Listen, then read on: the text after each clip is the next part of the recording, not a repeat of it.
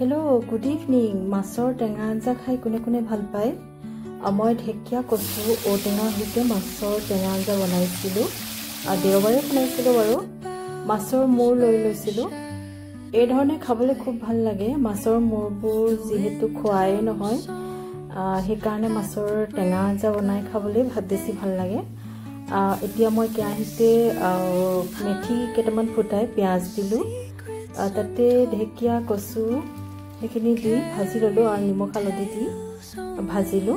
আৰু গৰমত এই টেঙা আঞ্জাখন খাইহে বেছি ভাল লাগে দালিতকৈ আৰু এতিয়া ভজা হোৱাৰ পিছতে মই মাছৰ ভাজি লোৱা মাথাকেইটা মূৰকেইটা দি দিলো আৰু গৰম পানী দিছো দেই তাৰপিছত ঔটেঙাটো একদম মিহি মিহিকৈ কাটিছো আৰু মিহি মিহিকৈ কটা ঔটেঙা দিলে আৰু ভাল লাগে খাবলৈ কাৰণ টেঙা ভাতটো ওলাই যায় পুৰা আৰু হিজেও এতিয়া কোমলীয়া ঔটেঙা বহুত ভাল লাগে খাবলৈ আৰু টেষ্টি হয় টেঙা হয় সেয়াই হৈ গ'ল মোৰ এটা